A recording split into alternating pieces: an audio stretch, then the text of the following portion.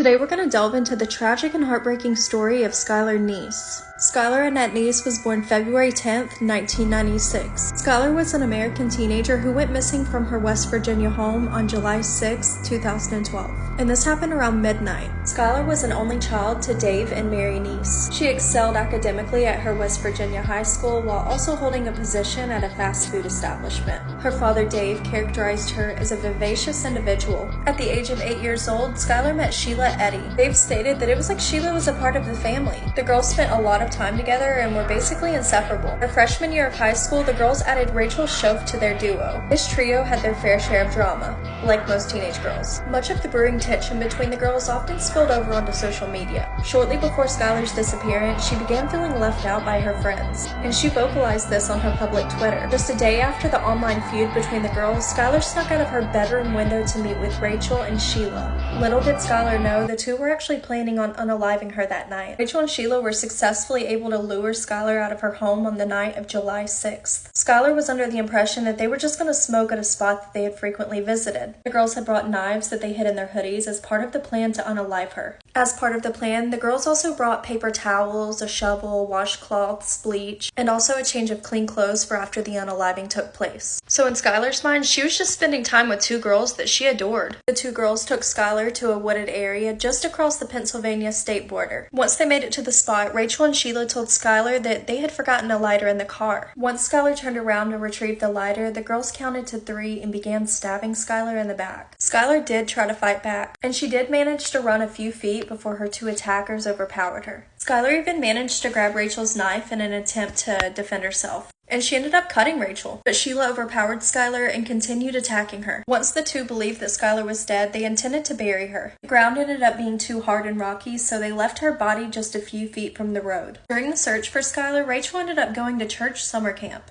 Girl needs it. Sheila even helped out during the search for Skylar. She assisted Skylar's parents by handing out flyers door to door, all while knowing damn well what happened to that girl. Sheila even continued to make posts for Skylar. And just seeing Skylar's dad's comment is so sad. During the investigation, Sheila had stated that she and Rachel had picked Skylar up at 11 p.m. and then claimed that they dropped her off before midnight. But camera footage showed that was a lie. They had actually picked her up at 12:30 a.m., which was obviously later than the timeline they provided. Investigators knew the girls were lying, but they weren't sure about what or why. As time passed, it became very apparent that the girls were withholding information, and the pressure from both the community and the investigators became too much for Rachel. So eventually she confessed. She told them everything. Rachel told the police that they had killed Skylar because they didn't like her anymore and didn't want to be her friend. Rachel agreed to wear a wire to secure a confession from Sheila, but this plan failed. Weeks later, Sheila made a chilling post stating, "We really did go on 3." It was after this that a search was conducted on Sheila's belongings, including her house, phone, and car. Lo and behold, blood DNA from Skylar was found in the trunk of her car. On May 1st, 2013, both girls were charged as adults. On February 26, 2014, Rachel was sentenced 30 years to prison, with the possibility of parole after 10 years. Sheila initially pleaded not guilty, but later changed her mind because she was facing additional charges. So she ended up pleading guilty to first-degree murder. Although she never issued an apology or showed any remorse, she was sentenced to life in prison with mercy, meaning she will be eligible for parole after serving 15 years. Officer Jessica Colbank speculated that she thinks the girls killed Skylar just for the thrill of it, but Skylar's dad wasn't buying that. Dave believed that Skylar knew things about the girls that they didn't want to get out. It was said that Sheila and Rachel formed some type of relationship, and Skylar knew about it, and they didn't want this information to get out.